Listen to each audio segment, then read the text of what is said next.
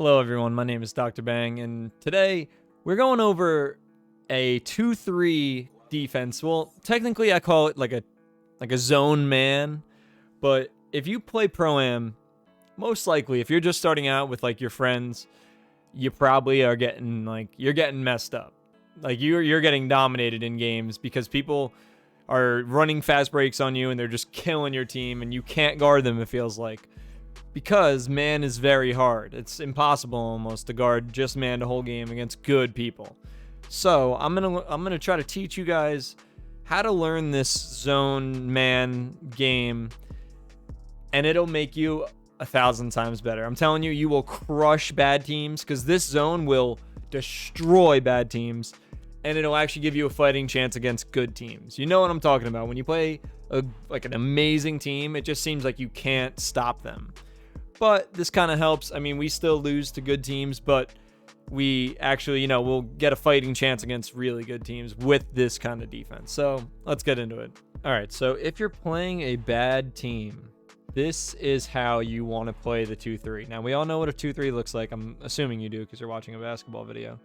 So you have the two guards on top, but really we're playing like a man in a way, because if someone's in your zone, you're grabbing them and you're getting in front of them. See how all of these players, we are all in front of our man in the passing lane so that there's no way the pass can get through. And that's how you'll get a ton of steals, and bad teams will force these passes. So you want to just, every time they pass the ball, hit X. Everyone on the floor should hit X every time they pass the ball, basically. And you'll be able to get steals and run out on transition. And it's going to be super easy. Steals and causing turnovers will win you games. That's how you crush bad teams. Turnovers. You just steal. Everything is about stealing when it comes to dominating on Pro-Am. For example, right here, when the ball goes inside and gets passed out, be ready to catch that pass out because you know they're going to do it. It's all about being aggressive and predicting pass lanes.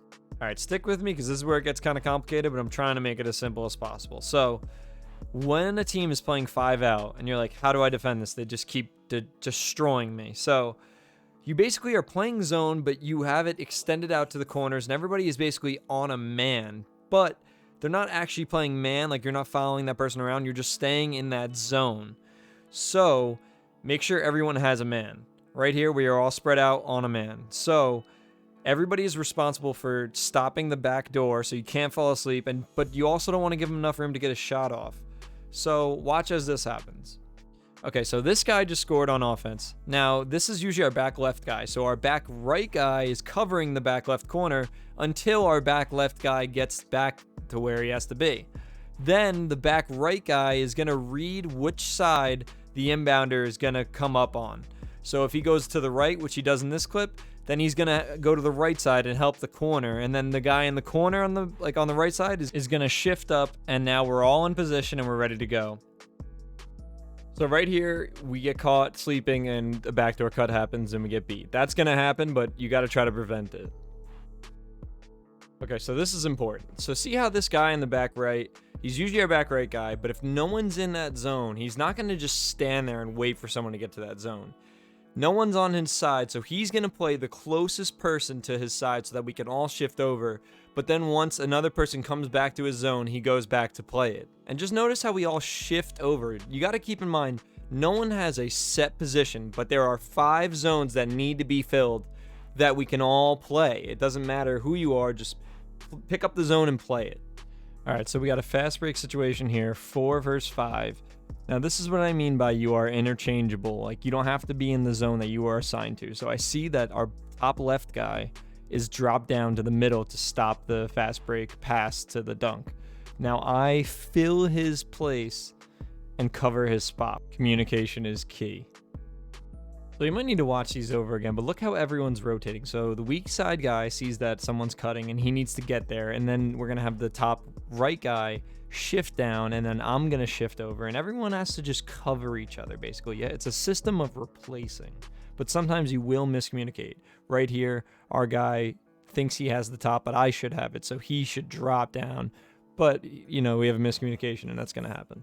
And this is going to take a lot of repetition. You're gonna lose a lot trying to do this, but you got to take those losses and just keep learning each possession on how to get better and how to communicate. Like, look at how many times we switch on this. Like, I want you to rewind this and just keep watching. Like, how many times each player switches their zone, or they communicate and they switch and then they keep their man, or it's just, you got to realize that you're all interchangeable and you could all play all positions, just cover each other. It's a constant system of replacing. It's not, you know, someone has this man and that's how it is, or someone has a zone and that's how it is. You got to just forget about that and just keep replacing. Another thing is, make sure you don't have a set position, but you do want to start off with someone in a specific spot each time, hopefully. Like, have an ideal set position. Like, I play top right. Our big guy usually plays bottom right or bottom left, depending on how many people are on the side. You know, always have maybe your best defender on top for sure, and then have your best rim protector either on the bottom right or left. It just helps when it comes to rotating and everything. Right here is a great example of the bottom right, or the rim protector, shifting over as I get beat, and then I pick up his guy and he covers my guy at the rim. He's going to have a lot better chance of blocking the guy than I am. Backdoor cuts are going to happen, and you're going to fall asleep sometimes, and that's okay, but you got to try to prevent it. And once again, always be in the passing lane. This is how you get good at 2K Pro-Am. You need to be in the passing lanes at all times so that it creates pressure for the team to do something with the ball. Because if you just keep in the passing lanes, you will steal it and you will dominate the game. And start catching on to things they're doing. Like, realize patterns of cuts. Right here, I know he's going to do this backdoor cut, so I'm in the passing lane and I get a good tip on it. Also, a good tip is have a teammate that calls out how many people are on each side, because that's how you know how many people have to defend each side. So if there's 3 on the left, get 3 guys over there. If there's 2 on the right, get 2 guys over there. It's going to help you a lot. I know I sound repetitive, but communication is so important. If you don't have it, you're going to lose. Alright, so that about does it for this video. Send it to your teammates. Analyze it, study it, so you can learn how to do this. I promise you, if you do this, you'll get a lot better.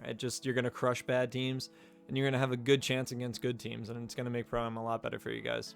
This took forever to make, so I'd really appreciate a like or a subscribe, and I hope you guys have a great day, alright?